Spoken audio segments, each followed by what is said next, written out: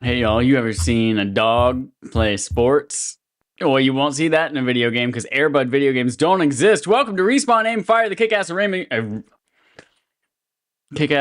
irreverent. It's been a long time. It's been so long. I legitimately almost said the kick-ass Iranian gaming podcast, but I am now just almost said irrelevant. Irreverent. Whoa! Welcome to our gaming podcast. I'm Chad Michael. Kind of glad we never got an Airbud game. Ennis. We have here our regular co-host, Adam. Do you even like Airbud? Gumbert, how are you?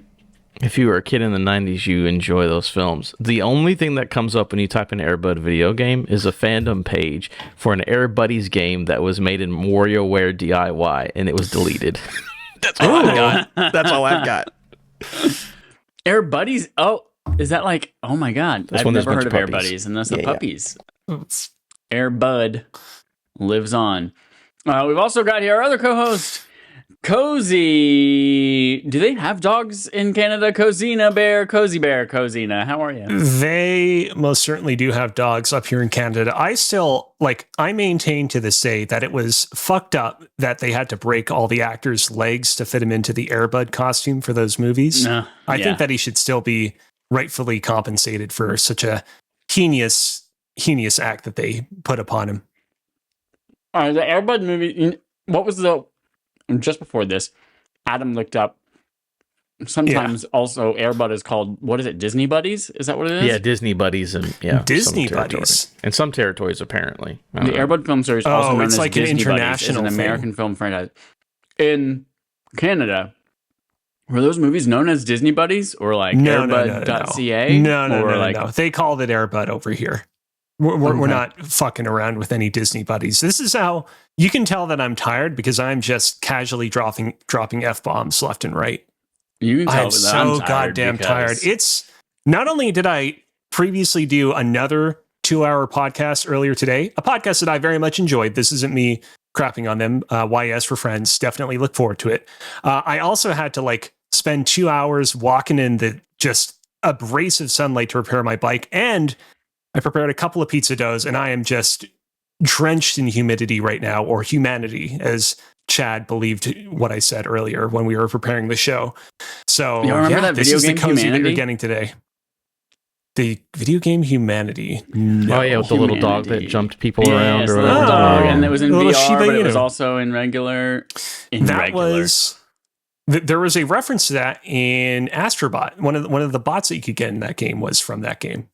Yeah, it was like the glowing Shiba Inu, but it was a robot. Yeah. Did not enjoy that game because I'm not a puzzle guy, but I did play it in VR for a hot second. This is a kick-ass Reverend Gaming podcast brought to you by Affable. We are here most of the time on Monday evenings around 8:30 Eastern time, but we have all been just going through life puberty. Our changing lives bodies are just messing with schedules, but we are here right now. Adam Gumbert, Cozy Bear Cozina, Chad Michael Ennis, and we are all just catching up. Joel Michael Campos. What's Joel's middle name? Edward Grock? That's Joel's middle name for sure. Joel Grock Campos is not with us this week, but he will be back next week probably. We're just catching up. There's no news going on. We're catching up. We're going to play a little PlayStation 1, a console honor roll trivia. So look forward to that here in a little bit. But I want to start by knowing a little bit about Adam. What you played? What you played in the last 2 weeks since we've been gone? Well, as you can see, my list is empty, so I have not played a single. Nothing. Nope. Nothing at all. No, not even Expedition 33. No. Oh my gosh! Which is our barf game for the month? Which is our backlog accomplishment with Respawn? I was going to say we got to do the rigmarole from Patreon.com/RespawnAimFire, where you all voted that you would like to see us play that in the months of July and August. That's wild. So, Adam, did you play Expedition 33? No, I did not. That's not on my list, Chad. As you can see, my list is empty. No, I have. Again, I have my usual mainstays, so that's nothing new and interesting. But some new things. I jumped in for the entire weekend, had the time of my life. They're back, everybody. Battlefield 6, that beta, holy shit. guys, Vince Zampella, I think he's good at making video games. That's all I'll say. I think that guy's got some special sauce. It has 2 beta weekends. Is this a closed beta or is this the open one? This is the open beta. Yeah. The open beta was Saturday, Sunday. They have another one this coming up week. And as a huge fan of basically all those games, but they've fallen off like the last 3 entries where they're okay, but you never stick with them. But 6 feels good. It reminds me of when I played 3 and 4, and those were the ones that everyone liked to play. So the destruction's crazy, just like being in a building and it's like, oh, it's falling apart. Oh no, I'm dead. I don't know. They just bring back that fun, and I think they fix some of the issues because, again, Battlefield's known for having these big, massive maps and all these people running around, and that's still true. There's a lot of people running around, a lot of chaos, but they don't feel empty. I think playing 2042, where it was like this map is just a big fucking grass field and you have to run from one point to the other and there's nobody in between, that shit's all gone now. And I feel like, okay, you made them, they're still big, but they're a little bit smaller. But no, the guns feel good. Destruction's crazy. Fun hanging out with the boys, stabbing people, taking the dog tags. Did the tornadoes come back? No, I think they heard all that weather shit. They're like, let's go back to basics, boots on the ground. You know what they say whenever they go away from their future shit? Mm-hmm. But it works. Just like whenever you're trying to fight all these dudes and a tank rolls up, you're like, fuck, everyone's got to figure out how to take care of this tank. No, it's fun. My experience with the Battlefield series is very limited. The only game I played, I'm pretty sure, is Battlefield 1. We might have done a game night playing that one together, and I played a little bit of its single player campaign as well. I'm curious, were you playing with friends when you checked out the beta? Anybody that you knew that tuned in to play it alongside you? I played with people and I played without people. Is this one of those games where you really find that having friends at your back, being able to coordinate things with them over voice chat, really helps with the experience? Or is it more of can you still lone wolf it? Lone wolf it. You can lone wolf. I mean, with any multiplayer game, it's more fun with friends. I think that's just a blanket statement that's true for anything. But Saturday I played with people the entire time. And that was more goofy, we're doing stupid shit running around. And then Sunday I was grinding out some levels on my own. And there's a ping system and you have a squad system. So even though there's 32 people on your team, you're really only paying attention to the 4 that are on your squad.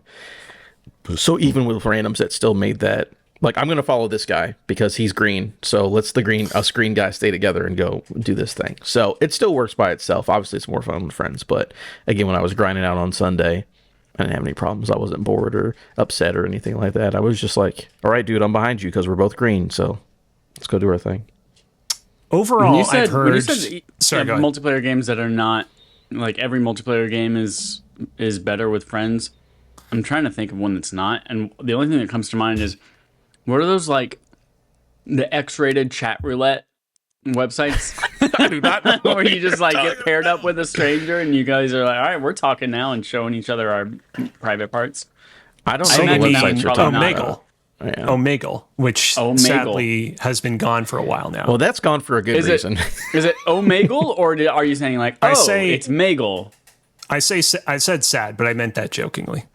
For the record, no, chat. I don't know about the X-rated chat rooms. Maybe that's more fun with friends. Maybe it's more interesting with friends. But no, yeah, it's good either way. And I'm ready for this next weekend so I can try to unlock this knife skin or whatever. I don't know, I'm fully buying the game now. I wasn't going to at first, and then I played the beta and it's oh yeah, I'm definitely getting it. Even though Battle Royale will be free, it'll be fun. Campaign, I probably play it and then never think about it ever again the rest of my life. But just for the multiplayer alone, yeah, you got my money. That is actually the last question that I want to ask. Over the course of the past week or so, I've heard nothing but good things about the Battlefield beta online. People really seem to be enjoying it. Have heard next to nothing about DICE's plans for the campaign. You said already you're probably going to play through it once and never think about it again. Is there anything that the campaign could do to make you, I guess not want to replay it, but at least look back on it fondly as, oh, that was a fun afternoon. That was a worthwhile experience. Oh, make it 5 hours and make things blow up. I really don't. It's fine. It literally does not matter. I bet 80% of people won't ever fucking touch it. So, but if it's fun, again, I play all the campaigns. I have a good time, but I don't care. It does not matter. It's fine. I know one of the things that they talked about is how they're not going to feature as many celebrity cameos as the likes of Call of Duty or Fortnite nowadays. People ask, like, are you going to include Beavis and Butthead and Nicki Minaj and all those characters? And they were like, no, we kind of want to keep things a little bit more pure. What if the single player campaign is just exclusively these sorts of weird ass cameos and crossovers? What if it is Beavis and Butthead and Nicki Minaj on a quest to save the United States? If they give me Hank Hill, I'd be all in. What if it's just an emulated Simpsons hit and run in the game? Like you go to an arcade cabinet and the whole game is just and you're just playing Simpsons run. That'd be interesting. That'd be a move. They don't own that game, I don't think, but that would be interesting. Can you really own games? They're kind of for everyone.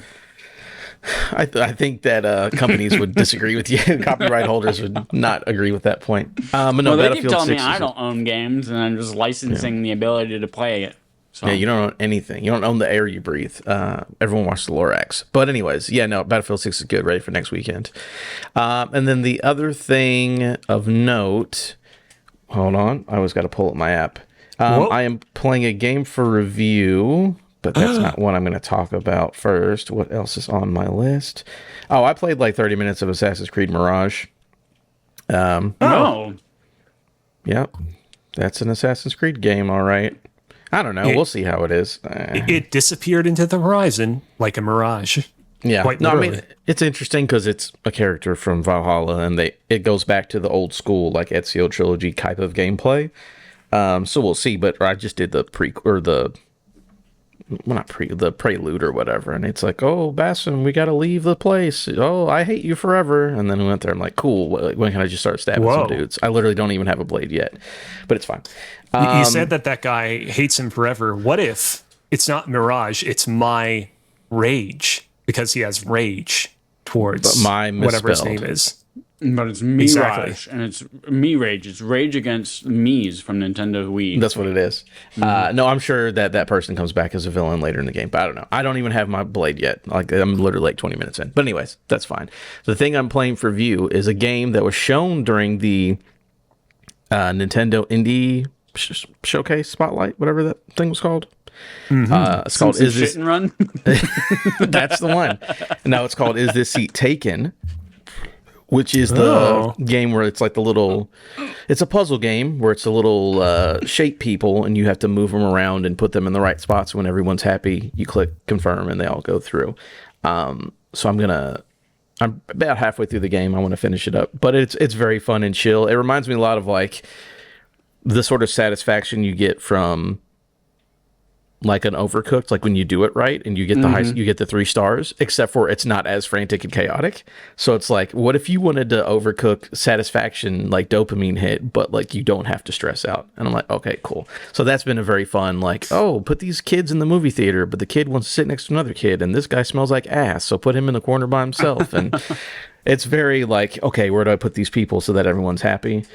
And it's like very fun and colorful, and there's like a weird story about an actor trying to become a shape that's normally not a good actor, trying to hang out with other actors. It's a weird story, but the actual puzzle gameplay is like, yes, this feels good when everyone smiles, and I move on to the next thing. So that's been fun. So I will review that whenever I completely finish that up. But it's been fun so far. Cool shadow stuff. Drop. Cool stuff. I do want to say real quick, I just posted a link in the chat. I went looking up the game you were talking about, Is This Seat Taken? One of the games that came up as like, oh, if you like this game, you might like these games as well. Other recommended titles is a game on the Google Play Store called That's My Seat - Logic Puzzle. It looks like the most banal, like mobile puzzle game of all time. But what I appreciate about this game is the icon for it is like a woman's giant smiling head attached to a couch. And I know that it's not supposed to be that, like, the couch has a face.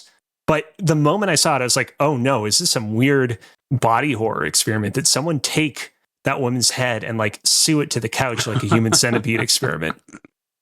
I think that just means that you need to take a seat on that, because some people... Never mind. Anyways, shout out. That is a great idea, actually. Yeah. Adam, we should do this. Yeah, absolutely. But no, I want to thank to the Wholesome Games for sending me that game for review. My review will be on GameSandwich.com at some point in the very near future, so check that out. Ooh, Game Sammy. Mm-hmm. I did some research for science. Yeah. Oh. There are two major things that come up when you force Google to search Simpsons shit and run using quotation marks. Oh boy. One is a 3-hour stream on YouTube of a guy playing Simpsons hit and run.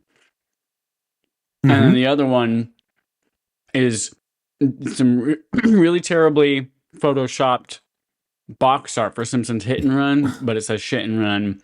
And there's like, instead of water, they like colored the water brown. And there's like some other water that they colored yellow. And it's someone just posted that image on r/expanddong. Man, there was a 13-year-old having fun in the computer lab that day, let me tell you. Do you think anyone in the Simpsons universe ever comments on the fact that everyone's piss is the same color as their skin? Because I feel like that not the same color as your skin? I was going to say, like, if my piss was like beige, like skin colored, I would be kind of wigged out by that. I would be a little bit weirded out by that. It actually comes out like peach pink colored, so they don't even notice the difference. Yeah. Technically, it comes out Crayola peach crayon. It comes out a solid crayon that they slowly just expel from the urethra. Speaking of expelling from your urethra, what did you play, Alex? What did I play? Man, I've been up to a whole bunch of games. By a whole bunch of games, it's actually like a relatively small amount of games for the amount of time that we've been gone, but still, I made a lot of progress in all of said titles, all the same. I have continued to play Expedition 33. I would say, perhaps a little bit behind knowing how long this game is, but it's August 12th. I'd imagine that I'll probably be able to knock this out in time for the end of the month. I don't think I'm going to have any issues in the end. I just need to sit down and commit a little bit more. If you were to let us know which act of the game, 1, 2, or 3, that you were in. I am in Act 1 still. Okay. Yeah. My thoughts on it so far, very, very redacted game. I have very, very redacted feelings about it. Lots to say. This is going to be an interesting review. Other game that I played is a little title by the name. By the way, I appreciate that you waited all the way until like 30 minutes into the podcast to crack open that Mountain Dew. Can I see the Mountain Dew can? I accidentally It's a cool looking can. What is this? Before we started. This is Zero Sugar Mountain Dew America. It says Summer Freeze. This is the first time I've seen this in Zero Sugar, but it's supposed to be this American dildo flavor. American dildo. Look at it. I'm not going to lie, Chad. Red, white, and blue striped dildo with the little brown pull stick just in case it gets lodged up in your butt. There are a lot of like artificial flavors that I appreciate and love. I don't think there's an artificial flavor that I love more than like the classic like red, white, and blue American dildo popsicle. There are so many like artificially flavored things flavored after that I love. I think I gotta head to a store and see if I can find one of those because that looks delicious. I will say, there's nothing like being 0 calories, being a kid. I'm iffy about. I mean, the 0 calories is the only reason why I bought it, because I walked into a CVS to get my mom a knee brace, and right next to the entrance, there was just 12 packs of Zero Sugar Mountain Dew Summer Freeze American Dildo, and I said, I've never, ever seen this in Zero Sugar, because Zero Sugar never gets the fun flavors. So I had to buy it, and it's good. Okay. It's good. Hell yeah. So yeah, other game I've been playing, Donkey Kong Bonanza. I beat it. I haven't completed everything that there is to offer in the post game of Donkey Kong Bonanza, but I have truly been enjoying it. Someone's in the document right now, and someone is preparing to write something in Donkey Kong Bonanza. Let's see, what is he writing? Donkey Kong, quote, American colored dildo. But he just corrected it to dildo. Okay. Bonanza. I was literally about to call you out for the lowercase American, and now I'm glad you capitalized it. I will say, if I had one small complaint with Donkey Kong Bonanza, it would be that I'm not like over the moon with a lot of the costume changes that you can make for Pauline in the game. The game, like in Super Mario Odyssey, lets you choose a whole variety of different costumes for Donkey Kong and Pauline. Most of Donkey Kong's are just palette swaps and pants. Pauline has the more interesting costume changes, but I wasn't totally down with them. I think that if they could have done a like super Americana costume, like something akin to like Mario's like golf costume from that one NES golf game, I think that would have been really great, actually. So I would say that, in fact, you adding in American colored dildo is really relevant in this case.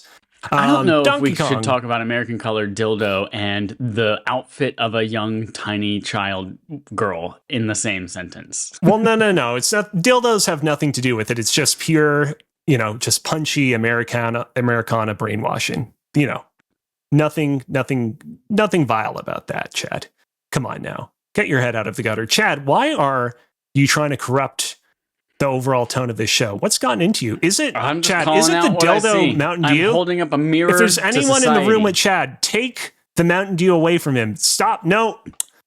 Chad, if you don't see the Chad, dildo, it's an addiction. Why do you keep doing this to yourself? Why do you keep doing this to yourself? Anyways, Donkey Kong Bonanza, a great time. When it comes to the end of the year, this game is definitely going to rank highly. I had a fantastic time just punching through all of its various environments. I was very impressed by how consistently creative it was, all the new different types of blocks and materials it introduced in each level. I think that the final level of the game that sees Donkey Kong go head to head with a powerful and terrifying villain, and I'll leave it at that, was immensely exciting and satisfying. I do have a few qualms about a few decisions made in the final hour, but I feel like here isn't perhaps the right time or moment to do so. I'm sure a month from now, we'll be like, all right, spoilers up. Let's talk. Gloves are off. Let's talk about this. But for now, I'll say that I very much enjoyed Donkey Kong Bonanza. I'm looking forward to continuing to play through the post game, but it's definitely going to be interesting because I'm still playing through Death Stranding 2 and I'm playing through Expedition 33, which are kind of the two other big front runners for the game of the year so far. So I'm really reserving my judgment for now of whether or not I think this game is game of the year, because I am in the midst of playing through its two other big competitors. I'm gonna pause you on what you've been playing here, just because my only game that I did play was Donkey Kong Bonanza as well, and I actually beat it like 2 weeks ago, but I haven't been on a show to talk about it since I did. So, I beat it, and I did beat the post game stuff, which was the go and do all of the different transformation, like difficulty gauntlets, and then there's a final boss battle and a quote unquote secret ending. And I will say, I don't know what it is about this game. Like, I enjoyed playing this game. I liked this game a lot, and when I was playing it, I wanted to keep playing it. But like, I don't know. It's like a 8.59 out of 10 for me, rather than a 10 out of 10. And I feel like something's wrong with me that everyone else was like, oh my God, this is the best thing since sliced bread, better than Mario Odyssey, et cetera, et cetera. And I was like, this is good, but it's not like a 10 out of 10 amazing thing to me. I'm very glad, though. I did have one qualm with this game when they announced it, and it was, how the hell is Cranky Kong in this game and Pauline's a baby, when we know in this timeline, Cranky Kong, in the whole Donkey Kong timeline, Cranky Kong is the Donkey Kong who kidnapped Pauline, the grown-ass woman. Right. And I'll let you know, with the secret ending of the game, that has been fixed. And by fixed, I mean like there is an explanation that you can read into that lets you know, oh, maybe the timeline isn't fucked. So I was pleasantly surprised to see that in the alternate ending. I will say, just real quick, to speak to you, like liking this game a lot, but not necessarily absolutely being over the moon in love with it. One of the problems with this game kind of has the same problem, I would argue, as Ratchet and Clank Rift Apart, where both these games feature genuinely fantastic voice acting, genuinely incredibly expressive and emotive characters, which puts them into the uncomfortable position of, well, now we kind of have to compare these games to, some of the greats when it comes to animated stories with, fantastic storytelling. We kind of got to compare it to some of the like best animated movies put out by DreamWorks and Pixar and whatnot. And like, this game is a lot of fun. The story is, straightforward and told effectively, but its story is nowhere near the likes of like even like a mid-tier Pixar movie. It definitely doesn't go for it in that regard. And I can totally see like you and other people being like, yeah, it doesn't really like, for as fantastic as its voice acting is, for as much as it takes great strides in that regard, it doesn't use it to tell anything super meaningful, really. Yeah. So that's it. I'm done with Donkey Kong Bonanza. What else did you play, Cozy? So a game that definitely will not be brought up in the discussion of Game of the Year for this year, but that yikes. I'm still ultimately grateful that I got around to playing is Lost Records Bloom and Rage Tape 2. You might remember that Bloom and Rage Tape 1 came out way earlier in the year in like March or April. And Bloom and Rage Tape 2 came out like literally just like a couple of months apart. But it was honestly this really awkward thing where like if Tape 2 had come out literally a week later, I think myself and everyone else would have played it. If Tape 2 had come out several months later, like half a year later, I think it probably would have gotten a bigger pop there as well. But by coming out in this weird liminal space of just a couple of months later, I think a lot of people were like, couldn't you have released it a little bit sooner or a little bit later? And most people skipped out on it. It also didn't necessarily get great press or reviews at the time, wasn't supported by a lot of publicity either.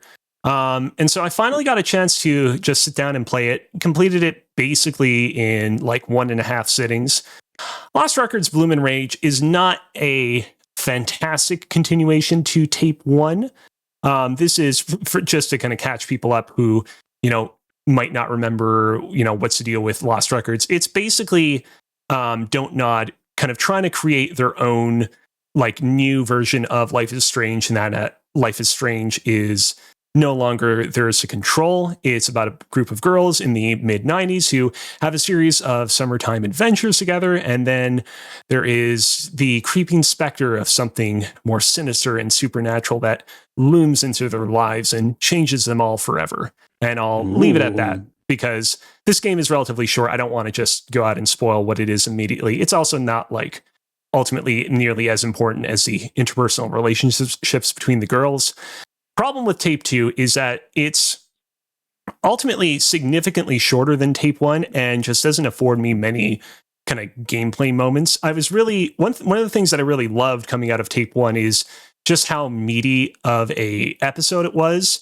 How many opportunities it gave me to kind of use your video camera in the game. The main character that you play as in Tape 1, Swan, she has a video camera that you can use to video the world around her. And I thought the doing so both in scripted and non-scripted moments was just immensely satisfying. Bloom and Rage Tape 2 like just doesn't have many gameplay moments or many moments that allow you to really use the video camera to its fullest. The comparison that I used, and I definitely noticed it more than a few people online making the same comparison, is it reminded me a lot of, and I want to preface this by saying I've never played this game before, but it reminded me a lot of Xenogears on the PlayStation 1, where I don't know if either of you ever played Xenogears. No, but in my head, for some reason, I'm picturing Xenoblade Chronicles, so I need to look it up. It's from the same developer. It's there's no like narrative tissue connecting the two games. It's one of those like spiritual predecessors, successor situations. Xenogears shipped on 2 discs. Disc 1, a like well-beloved Japanese RPG. Many people are very, very fond of it to this very day. Disc 2, they basically weren't able to really like continue. They lacked the resources to create like a full-blooded gameplay experience, and so they basically just turned Disc 2 into a visual novel where there's like very little in the actual way of gameplay. And I was reminded a lot of that with Bloom and Rage Tape 2, where it's like there's just very few gameplay opportunities here. It feels like it's largely like, all right, perfunctory, we have to get to the end of the natural conclusion that we were barreling to at the end of Tape 1, so let's just get there, and we're not going to give you many opportunities to really meaningfully flex your gamer muscles, as it were. Didn't love that, but I will say, I know I just spent like an hour and a half yapping about how I thought it was really short and not very interactive. Tape 2, still, at the end of the day, I think does a pretty good job of following up on the kind of narrative threads that it set up in Tape 1 in a way that I thought was respectful to the characters involved. And overall, I walked away just very satisfied with where it ended things with regards to the girls at the center of its stories. I thought that they kind of wrap things up in a really lovely way in that regard. Yeah, I'm not going to sit here and I'm not going to say Lost Records, you got to go out and you got to play this game. I think that Don't Nod has made better games, and I think that Don't Nod has better games, hopefully on its horizon in the future if nothing bad happens to them. But I think that ultimately, end of the day, Lost Records, Bloom and Rage, not that bad. Not that bad. A ringing endorsement, I know. Yeah, but not I think that bad. Not that bad out of 10 from Cozy Bear Cozina. Well, episode 1, I think, is a genuinely very solid standalone episode of adventure game content. I think the package as a whole is a little bit lesser than, but I think ultimately I can't regret my time spent playing these games, especially considering that overall it really didn't take me all that much time to complete them. Those two games were the predominant two games that I did play over the course of the past couple of weeks. I did very slightly try out a Metroid ROM hack that just released very recently called Super Metroid Cross Fusion, or perhaps it's X Fusion. It's named after the X parasites, which are an alien species in the Metroid saga, so I wouldn't be absolutely certain how it's meant to be pronounced. It's basically this guy took the Super Metroid engine, the Super Nintendo game, and basically used it to recreate Metroid Fusion, but not one-to-one. It's more of a remix, a reinterpretation of Metroid Fusion, the Game Boy Advance game, within the Super Metroid engine. I just played through the prologue or so of it, and right off the bat, I'm like, oh, this is I went into this expecting, okay, it's going to be Metroid Fusion with a few bells and whistles, a little bit of a different visual style. Right off the bat, there's a lot of stuff that is changed in the opening of this game that's really interesting and fascinating that I think, if you're someone who is a very dedicated and hardcore Metroid fan, you should definitely give this a shot, because it seems like it really potentially has a lot to offer, even if you've already played both Super Metroid and Metroid Fusion. The one thing I have heard, reading a lot of impressions from within the Metroid community, is apparently it gets quite difficult later on. So definitely only come in if you're ready for an experience that will give you a bit of a bruising. And that is all I've been playing. Dope. Thanks, Cozy. I believe next we have a. Is this true, Adam? Is this from this week or is this from last week? Yeah. Okay. Segment from Adam. Segment from Adam. Segment from Adam. Segment from. Segment from Adam. Segment from Adam. Segment from Adam. Segment from Adam. That's the title of screen music from Donkey Kong Country 2: Diddy's Kong Quest. I was trying to figure out what it was. I'm like, I have no idea. I can definitely hear it now. It's a little, I don't know. I think we got to workshop that one a little more. I had to change the words. The original words were something about DK's dick, and I have to change everything in the segment from Adam. I tried to do it myself, but it's pretty tough, actually. Yeah, these are both pretty bad. This is my segment this week, Meta Madness. We're going to go over the best reviewed games of July. We normally do it at the end of the month, but we took some weeks off, so here we go. Number 1 rated game for July, according to Metacritic.com. It's Donkey Kong Bonanza at a 91. Ooh, shout out to DK, even though these guys hate it. Everyone else seems to love it. I think it's like a 9 out of 10. Kong. DK! You know why it's not a 10 out of 10 for me? Because That's gonna be good. This little girl, Pauline, everyone's like, oh my gosh, she has this magic voice and she sings so great, blah, blah, blah. And then every time that she goes to sing, like the magical thing that makes her sing that like breaks seals on things and changes you, all she does is just scream an animal. Like she just goes, all right, it's time, here we go. And she just goes, zebra. And I love it. Zebra. And she just screams out. That's not singing. Zebra. The zebra song is my favorite song. Even Cozy's singing more than Pauline sings. Pauline just screams things. DK! Well, no. Boom. That's the thing that breaks open a boss But here's battle. the thing. When you're a monkey with 3 brain cells, it sounds pretty good to you, you know? You're right. My understanding is that when you hear the songs in the background as they're running around in Bonanza form, that's meant to be Pauline singing. It's like reverberating through the universe. Yeah, but even you know this, when you get to like the boss fight at the center of the thing, and it's it's the big golden booby. You get to that boss fight, and it's like, all right, you have the magic voice, says the little lemur-looking guy, and she just screams, DK! Boom, and it just breaks that open. It's like, there's no song there. There's no even background music there. She just screams DK or something like that, or screams, ah! Actually, I literally, that was just her screaming, ah! And that's the magic voice that opens up the center of the planet. Isn't screaming beautiful, Chad? You're right. There's a lot of screamo and metal music that they sell a lot of albums just screaming into a microphone while loudly playing guitar. That's very true. Adam, continue the list, but me and Chad are going to sing the zebra song while we do it. Oh, I will not continue. Zebra! Zebra! Oh, zebra! Zebra! Chad, sing along. Zebra! No, Zebra! Next on the list is Abiotic Factor at an 88. My problem with Abiotic Factor, the little girl. You're right. She always screams.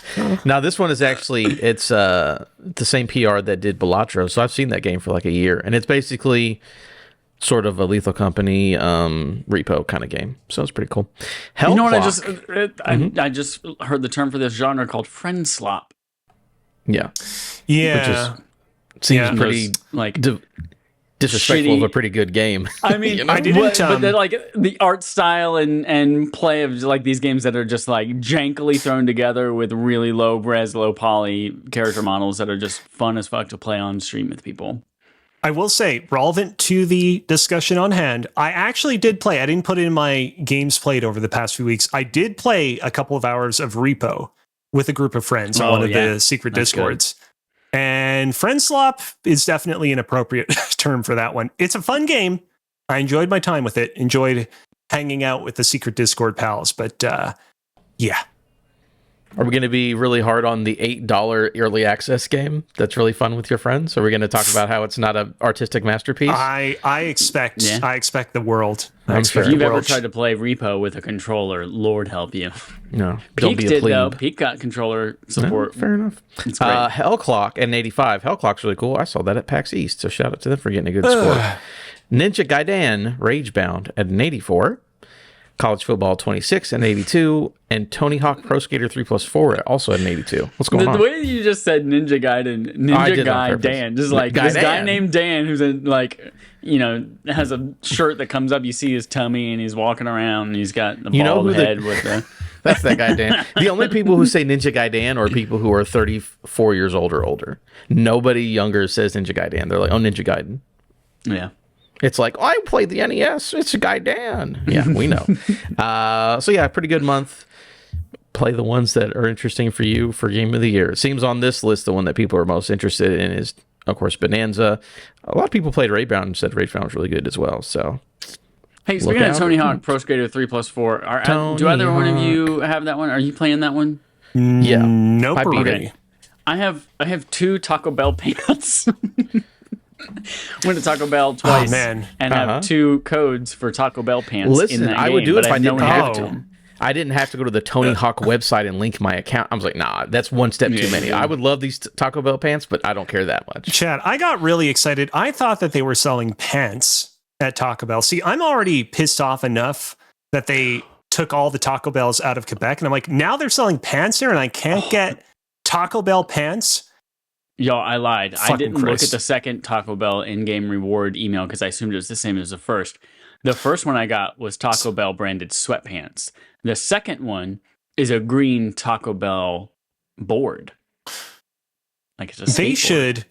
They should turn Taco Bells into they should kind of turn them into what GameStops are nowadays, where it's basically just 90% Funko Pops and T-shirts and only a relatively small video game portion. They should do the same thing for Taco Bell, but make everything extremely cheap. Make it, oh, you want to buy a T-shirt? $1.50. It won't last you more than a week, but it's $1.50 if you want it. Hey, bud, come to America and get the Taco Bell app. They sell merch constantly.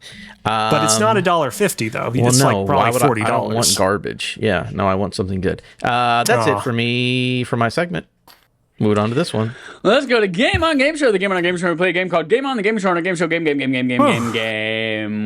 Take it away, Cozy. Thank you, Chad. Today, we are going to be doing the console honor roll for the PlayStation 1. The PlayStation Uno. Not the Dos or the Tres. The PlayStation 1, aka the PlayStation X, because somewhere on the packaging it was written PSX and everyone went with that.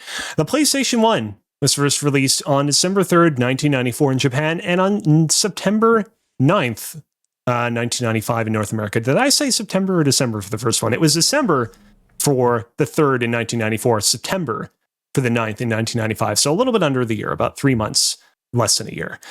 All that aside, of course, you all know the rules for console honor roll. I will read off 4 clues per game on the list. Everyone has 2 guesses per game. The fewer clues have been revealed, the more points you'll receive.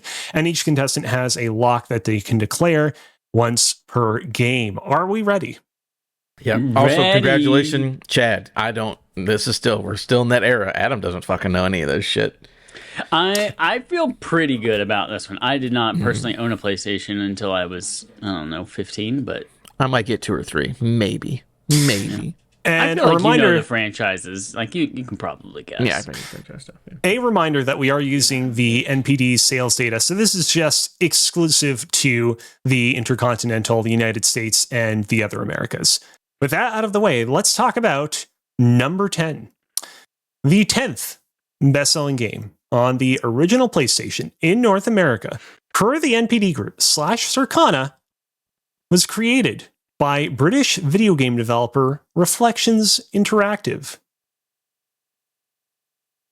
Clue number 2.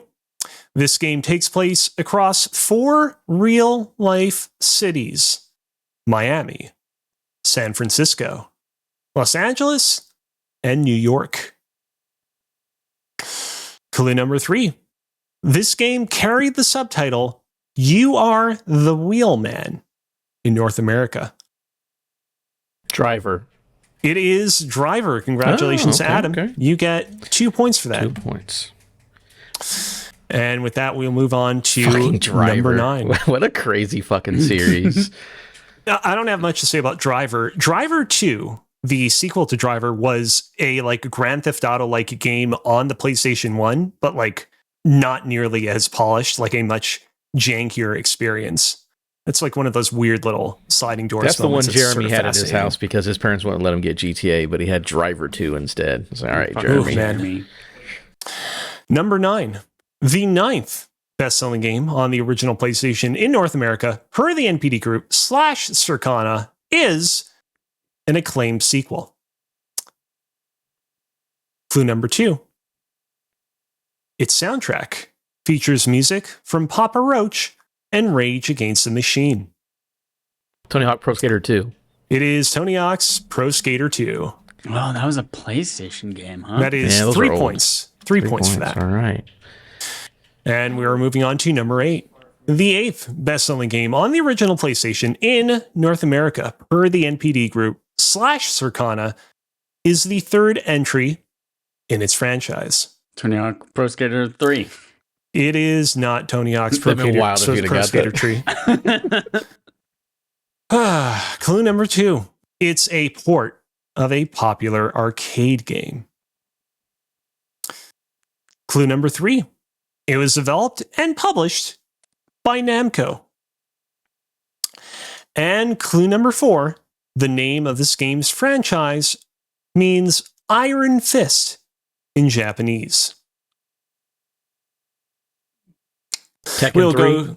It is Tekken 3. Oh, that is 1 point. I was like, it's got to be a fighting game. Let me just guess what one of these words means in Japanese. I will say, Adam, excuse me. Tekken. Tekken Gaiden.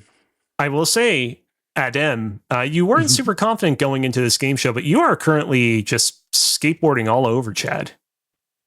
With a hot 6 points after 4 questions. With his Taco Bell pants and his Taco Bell skateboard. Yeah. Let's talk about number 7. The 7th best-selling game on the original PlayStation in North America, per the NPD group /Circana, is a PlayStation 1 exclusive.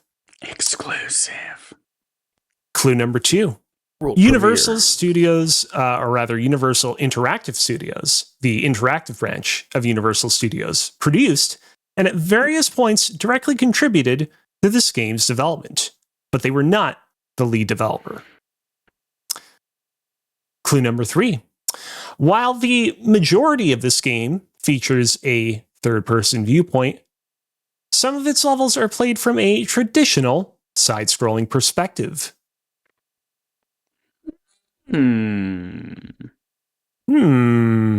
What could it be? What could it be? And clue number 4, the protagonist of this game was originally named Willy the Wombat. Crash Bandicoot? It is Crash Bandicoot numero uno. Congratulations. Wow. I don't remember that being first person at all, ever. No, it's a game that traditionally takes place from a third person. My mind said first person. I was like, what would this possibly be? Number 6, the 6th best-selling game on the original PlayStation in North America, per the NPD Group / Circana, features the voice talents of Clancy Brown and Jamie Alcroft. Clue number 2. The studio responsible for this title had previously developed the 1996 first-person shooter Disruptor. Clue number 3. The protagonist of this game is accompanied by a yellow dragonfly called Sparks, with an X. Spyro? Spyro, fuck. It is Spyro the Dragon, numero uno. That is 2 points. Spyro fuck? No. That was on that Rated X website where you chat with strangers. Fun fact, the original voice actor for Spyro also voiced the Taco Bell Chihuahua around the same time. Oh, wow. Yo quiero Taco Bell. All right. We've had some fun in games so far, but I want you both to bring your A game for this next one. The 5th best-selling game. No. The 5th best-selling game on the original PlayStation in North America, per the NPD Group / Circana, contained the subtitle, "He's Back!" with an exclamation point. Oh boy. Crash Clue 2. number 2. It is not Crash 2, unfortunately. That's what I was thinking, Chad. I was like, I don't know, maybe. Clue number 2. It's a remake / expansion of a 1981 arcade game.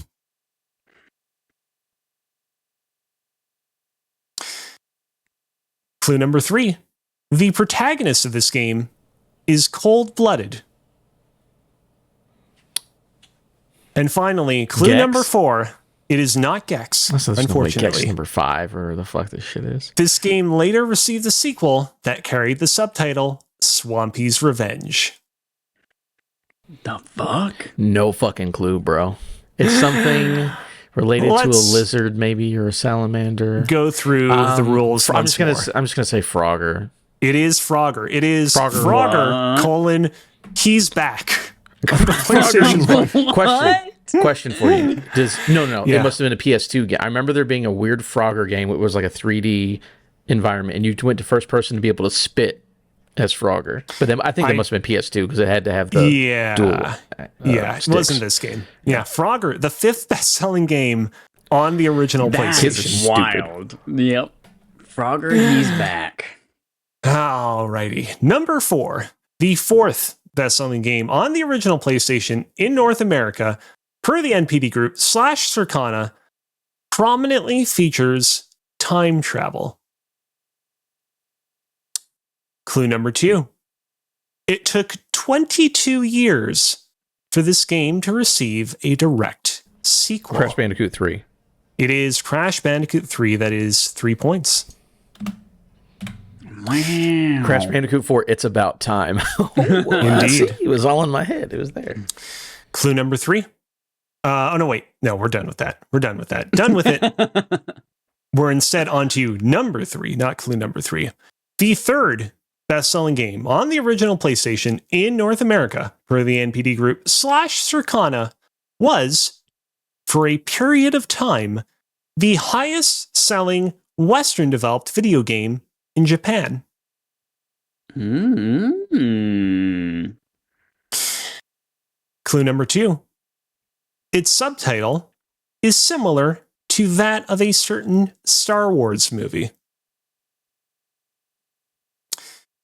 Clue number 3. It takes place in a group of fictional islands near Australia. Crash 2. It is Crash Bandicoot 2. So many Crash Bandicoot games. What the fuck? Why? It is Crash Bandicoot 2, Cortex Strikes Back. Lord, what was that, 2 points? That is 2 points. Actually, now that I think about it, very similar to He's Back for Everyone's Frogger coming number 5. back, you know, it's the PS1. It's just so funny. Yeah, that 3 of the top 10 were all just Crash Bandicoot games. Yeah, and where are all of the other really great, famous PlayStation franchises that I know came out on that console? You got Spyro. Frogger, He's Back is on there. That's fucking wild. We got You a got Spyro. Driver. And You got Driver. Anyways. All right. Number two. By the way, I do want to say real quick, going back to Driver, Campo63 wrote in the chat, Adam Driver. I do want to say that I do appreciate that very much. If you were, you know what? I'm going to say right here, right now, Joel, you are competing in this round of console honor roll, and you get 5 points for that, putting you in second place ahead of Chad. Damn. And with that, we'll move on to number 2. The second best-selling game on the original PlayStation in North America, per the NPD Group / Circana, has no story mode or narrative of any sort. Twisted Metal. It is not Twisted Metal. Gran Turismo. It is not Gran Turismo. Clue number 2. It's a sequel. Twisted Metal 2. It is not Twisted Metal 2. Gran Turismo 2. It is Gran Turismo 2. God damn it. Congratulations. Chad, remember when I told you I only knew 2 of the games? One of them was Gran Turismo. What many points is that for 2 me? points. 2? 2 points. That'll be 2 points. All right. Alrighty. And finally, we have arrived at number 1. Final Fantasy 7. It is not Final Fantasy 7. Metal Gear Solid. Ooh. It is not Metal Gear Solid. Then Chad, you are out. Then what the fuck? You're right. This list is insane when you actually to think about it, right? Yeah. The Adam number Lock. 1. All right. The number 1 Chadlock Adamlock. best-selling game. Actually, you know what? That is a good point. Chad, you can't do it now because Adam locked in, but you could have theoretically Adam locked and just prevented Adam from answering and put him in a stalemate for the last one, but you can't do that. Oh, right. The number 1 best-selling game on the original PlayStation in North America gonna be for the stupid as NPD Group / Circana was produced by Shuhei Yoshida. Oh, I got to remember all his interviews now. And it's, for the record, I didn't just put that in because, like, Shuhei Yoshida technically produced a ton of PlayStation he was games, there at but the very beginning. this is a game that he does talk about as being a notable game that he did produce. Just putting it out there. Clue number 2. It was developed by a studio that has already been named at least once during this segment. In fact, I actually haven't named the studio yet because we didn't get to that particular clue when we were going over the other set of clues associated with this one. Too fast. So, in fact, it hasn't been named, but we have covered a game that has come from this studio. I'll put it that way. I wonder if it better not be Spyro 2. It's going to be fucking insane. Frogger 3, he's gone. Next one, Cozy. Clue number 3. It's the first entry in a long-running PlayStation franchise. And Stop. I'm going to do a guess, and then I'll have my last one. A long-running PlayStation franchise that Shuhei was part of. Someone already... I mean, that doesn't really help me. I'm just going to say... What has been around? That was PS2. No, I need the last one. I have no fucking idea. And clue number 4. What's unfortunate about this, Adam, is that you actually already guessed this game at least once because it is a racing simulation game. Gran Turismo 1. It is Gran Turismo 1 for What 1 a point. stupid list. 1 and 2. Oh my god. Adam closes out the game with 18 points. Joel got 5 points and Chad got 0 points. What happened, Yeah. Chad? I don't know the PlayStation. What at all. happened is that the great games didn't get bought. That is crazy for people to be like, oh, all these classic PlayStation, they didn't sell, bro. No one gave a shit. Something to keep in mind, this is North American sales data. And so That's it's not very the only likely territory that matters. Come on now. Games like Final Fantasy the VII. dildo can that I'm drinking out of right now? Games like Final Fantasy VII most certainly cracked the top 10 internationally, but not within the span of North America. Speaking of which, some other highlights from the North American list. At number 11, the original Tony Hawk's Pro Skater. At number 12, Final Fantasy VII. Okay. Number 13, Metal Gear Solid, the original. And number 14, WWE Warzone. Oh, yeah, brother. And that is that for Console Honor Roll. That's it for Game On Game Show. That is it for episode 403 of Respawn and Fire. Thanks everyone for hanging out and chatting and listening to us talk about DK Bananza and American dildos. It's been a fun episode. Zebra, we have zebra. You have homework. Your homework is go to patreon.com/respawnandfire, and we are getting to the point in the next probably 2 weeks where we're going to be having another barf poll for what's coming up in September. What are we going to be playing in Septiembre? So go there, vote for that. We also have Rafter Dark episodes. Once a month, you get a Patreon exclusive-ish for a month-ish episode that you get to early access to. And that's going to be recorded right after this.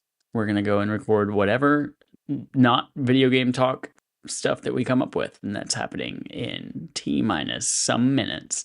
So go and subscribe on patreon.com/respawningfire for $1 to get all of that. And then if you're not a patron, and you get to go to YouTube and podcasts and listen to last month's IKEA and Costco hot dog battle, and the one deal breaker that Cozy says he will never marry somebody or even continue dating somebody who says no to this first date. So whatever you think that might be. Speaking of dates, I may have an update on this particular thread on the Rafter Dark we're about to record. Can't wait. So go check that out. So that episode is live on podcast and YouTube for everyone else. That's it, everyone. Thank you so much for listening. Until next time, here's our usual sign off. Zebra! Oh, zebra.